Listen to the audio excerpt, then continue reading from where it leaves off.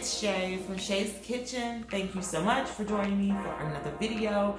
Today I have a video that's a little different and just a little bit longer than I usually make them. That's because we're going to be talking about 3 different things in this one video.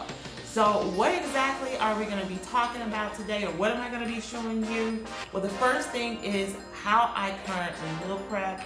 This has been working out great for me, so I wanted to share it with you all. So that you all may be able to implement this in your household if that is an area that you may be struggling with.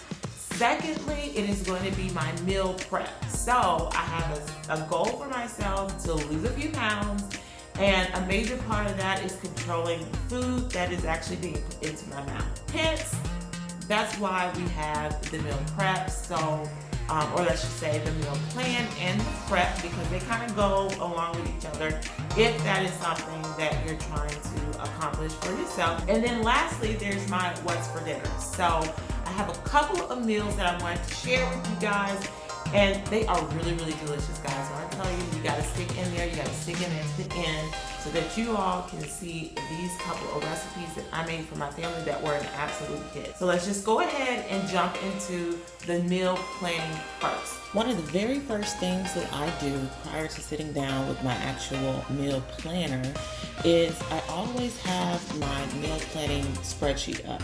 The good thing about this is I can access this from anywhere. So if I have a little bit of time at work, I can start working on it. It's just an easy way to kind of like brainstorm what you would like to eat for the next week. So what I start doing is in a new tab for the week, I just have it broken down very simply into breakfast, lunch, and dinner. I usually give myself 3 to 4 options for the week. Again, this is just like a blueprint. Doesn't mean that I am going to follow it exactly. It's just my idea catcher, so that, you know, whatever I have for the next week, I know that I'll have all the ingredients for at least these items on the spreadsheet. So I find these items via, websites or blogs or my personal cookbooks, or I just think of them and I'll just jot them down and, like wing it. So essentially I have here my 3 breakfasts, my 3 lunches, and my 3 dinners. After I have compiled this list, I go back and put beside it, if it's a recipe that I got out of a book, I'll just indicate the book that I actually copied the recipe from, or the recipe that I want to follow. If it is from a website or Pinterest or something like that, then I go back and enter a hyperlink. So essentially I just go and copy and paste the URL from that post, and then I go back to the cell where the name of that recipe is, right click, insert a link, and that will make the name of that recipe a hyperlink. So the good thing about this is that I never have to go find that recipe again if it's like a hit with the family. I can just go back to this week on the spreadsheet, or go back to my master list that's down there at the bottom. As you can see here, I will also put the name of the recipe and the hyperlink there, so that, say a month from now, I want that same recipe. I'll just go back there and be able to click on it, and it'll take me right to the recipe, so I don't have to search for anything. So after that is done, that's when I move over into my meal planner. Now, my meal planner right now is my simplified planner, because I have a new planner that I'm using, because I'm just a planner addict, unfortunately. So I just have whited out, if that's a word, the words here. I go in on the top portion, or however I feel like doing it that day. I just write breakfast, lunch, and dinner, and I just write the name of those meals that I plan on making. Now, the benefit of this, or for me to basically write it down in my planner, is that I can just take my planner to the kitchen and have it nearby, so that I'll have all the ingredients and the amounts of everything that I need right there in my hand, as opposed to me dragging out my laptop or taking a tablet that I have to turn on and off. So I like this, it works for me, but definitely just do you and whatever works for you. Now, after I've written down everything that I'm going to be making for the week, I put down my ingredients and my shopping list. So the benefit of this is that when I go out to the grocery store, I will have in hand my shopping list and everything that I plan on buying for the week to prepare these meals, and anything else that I might have to supplement for the week. So that was just one of the cookbooks that I was actually pulling a recipe from. And so right now, what I have off to the side are my recipe books, as well as the websites. And so what I'm going to do is essentially just keep on doing this until I have everything down.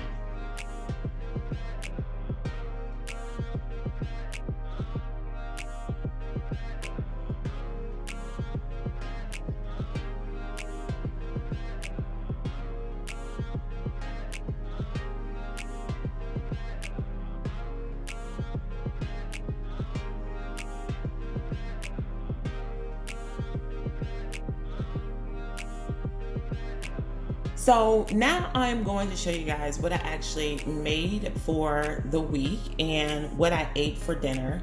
So this is kind of like my what for dinner rolled up into my meal plan for the week. But I want to just go ahead and add as a disclaimer, so I had to tweak my meal plan after I made it because, as you all will see, I changed things up. And the reason why I changed things up, I'll go ahead and explain that later. But it may not be completely the same as what you saw on my meal plan because of this reason. So let's just go ahead and get into my meals for the week. I'm making these flaxseed tortillas. Here they are, rolled out.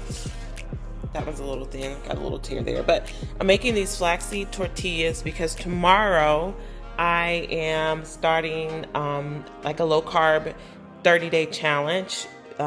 Gia over at Marriage and Motherhood, who's a good dear friend of mine, she's doing a keto challenge. So she's like, oh, you're gonna do it with me? And I was like, no, because I just don't do well with keto for long term like that.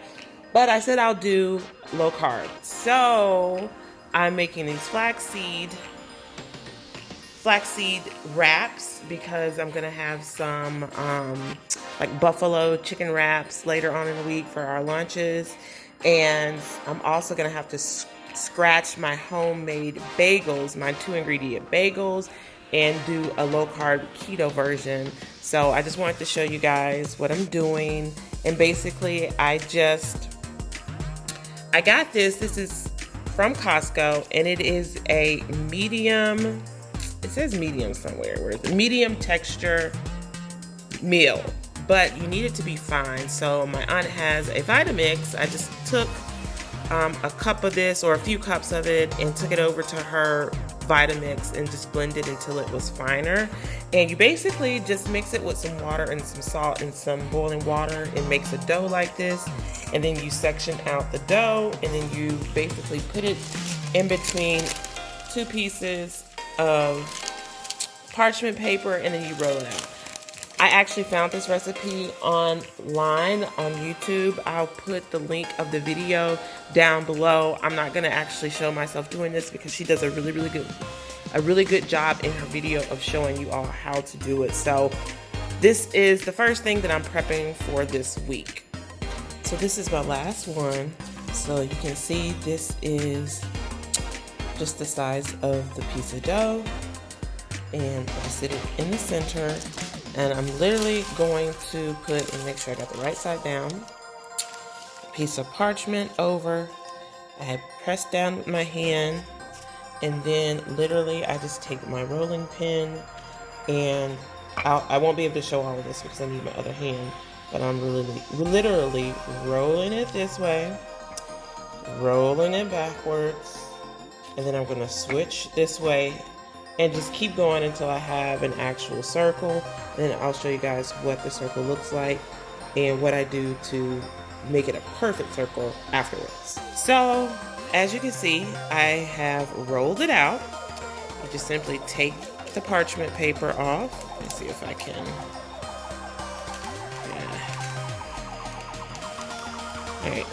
So you take the parchment paper off. And then you get just a plate. I have a saucer here. You literally lay it down. And let me move this just a little bit.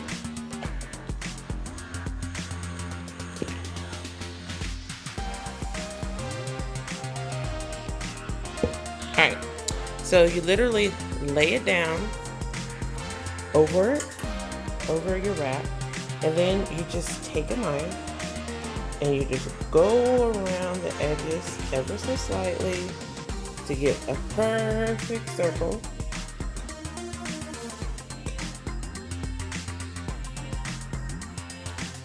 Then you just take up the excess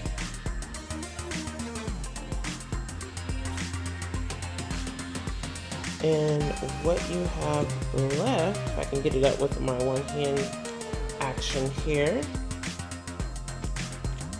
is perfect size flaxseed wrap.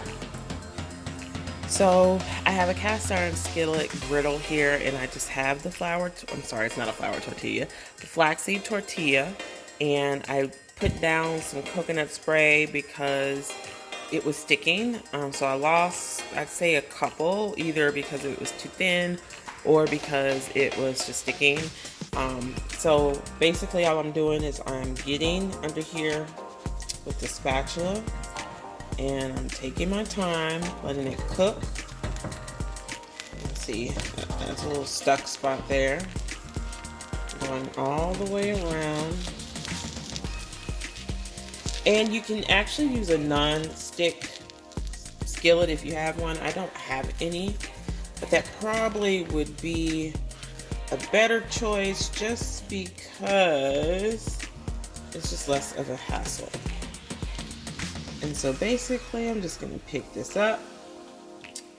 I am going to spray it, and then I'm just going to flip it over and let it cook on the other side. Now I don't know if these are, I don't know if I've actually cooked this too long or not, but I don't know. We'll have to see. These are a couple that are already done. You can see that they're flexible. They're not crisp for the most part, but I'm just putting them on some parchment paper on an actual wire rack, as you can see here, and I'm just letting them cool. And then I'll put some in the fridge, and then the rest of them I'll probably put in the freezer, and we'll see how those hold together. Okay, so to make this easy just to grab and go, I'm gonna make these up in mason jars. So what I'm gonna go ahead and do is just put all of the meat and put it in the bottom of the mason jar, and I'm gonna let it cool before I top it with the lettuce and any fixings that we want to go on the top of it. So not adding a whole lot, but I'll try to space it out evenly over all 4 jars. And then while this is cooling, I'll cut up my lettuce, and then not until this is completely cool will I add my lettuce in, and then top them off and cap them off and put them in the refrigerator. So I looked up and I saw that I have veggies that I need to use. So I cut up 1 zucchini, I cut up some bell pepper, a half of a bell pepper, and half of an onion. And I'm just gonna throw it back in this pot. I just put some more coconut oil back there. Now I am just going to slide these buddies in. We're gonna salt and pepper and probably a little garlic salt, not garlic salt, a little garlic pepper. And we're just gonna cook these until they are done but still crisp. We're gonna put these into 2 of the mason jars with the taco meat because my husband is not gonna eat it. As you guys, I have dishes, have suds on my hand because I'm multitasking and I have to clean my kitchen back up. But these have cooled, and this is the last thing that I have to do, which is wash the lettuce and then cut up the tomatoes and put in the cheese.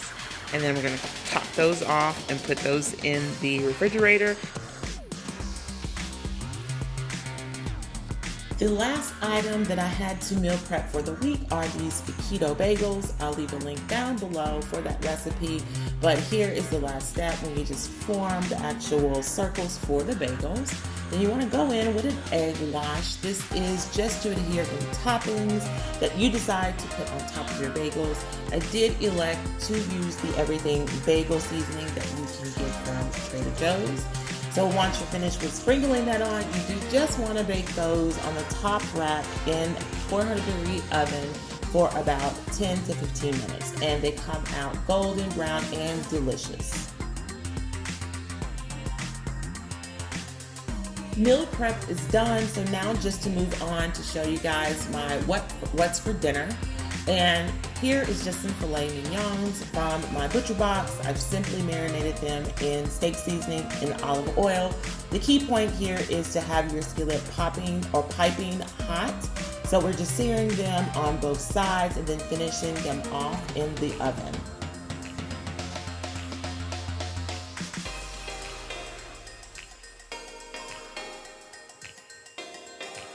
Y'all, I just realized that I have all of this time in the refrigerator. So I wasn't planning on doing this, but what I did is I just cut some Kerrygold butter up, just in some large tabs, threw it in, and now I am just going to throw these pieces of thyme in between and all around these steaks. And the purpose, try not to get, I'm gonna go ahead and pop this buddy right into the oven at 375 degrees. And my beef is done as well. It looks absolutely delicious. Now we're just waiting on the vegetables to finish up and the fam can eat. The last dinner that I decided to cook was a creamy tarragon chicken. So I just have some chicken tenders from my butcher box. I am seasoning them with just a little bit of salt and a little bit of pepper. And all you need is just a cast iron skillet that is hot and prepped with just a little bit of olive oil. So take your time and place your chicken breast down with the seasoning side down first, because what we're going to do is we're going to put as many chicken breasts as we possibly can, and then we're going to season the last side of the chicken once they have all been placed in the skillet. Again, the thing just to keep in mind here is to make sure that your skillet is hot, because the goal or the intention here is to make sure that your chicken breasts get golden brown on each side. We don't want that white pale looking chicken breast to be in our creamy tarragon sauce here. So just take your time and do as many batches as you can without overcrowding, and to get a consistent golden brown coloring on both sides. Now once the chicken is done, and as you can see they do have that little golden brown color to it, then go in and just flip those over and cook those until the other side is golden brown. Typically this takes about 2 to 3 minutes for chicken breasts or chicken tenders. Now once you're done, just take your time and remove the cooked chicken breast. Now you want to use either half and half or heavy cream. I will leave a full link or description for the ingredients and cooking process down below in the description box. So with your half and half and your heavy cream, you do want to just deglaze the pan once you put those in. And then after doing so, you do want to actually season the half and half or the heavy cream. I did choose to use heavy cream ever so slightly because you just don't want it to be completely bland. Just don't go overboard, because there is some salt in the deglaze drippings that was in the bottom of the pan, as well as the salt and the seasoning of the chicken. So just do this to your taste, but I'm simply just using a little bit of kosher salt, and that's it. Now, next, after distributing that salt just by giving it a quick stir, you want to come in with your tarragon. Now, this tarragon is fresh, so you can choose to use as much or as little as you like, but I did kind of go on the medium side. Once that heavy cream started to boil, I just dropped in my tarragon, and then you want to put back in your chicken that you've already cooked, along with any type of drippings that may still exist in the actual plate that you are using.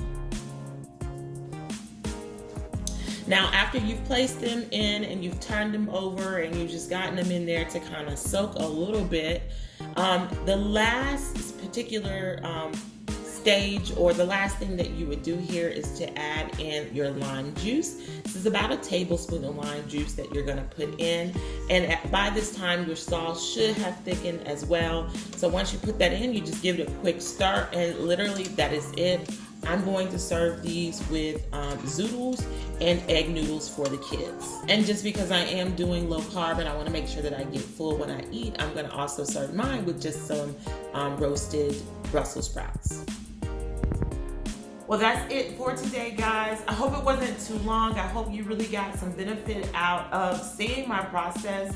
Definitely implement it into your home if that's something, or if either of these things are a problem or a struggle point for you. Leave any comments or questions down below. I would love to hear from you all, just to see what you're actually planning this week for your meals. Any suggestions on what you guys would like to see me actually put out for you guys. Don't forget to subscribe to the channel if you have not done so already, and also hit the notification bell so that you will receive a notification each and every time I upload a video. So until next time, guys, I'll see you soon.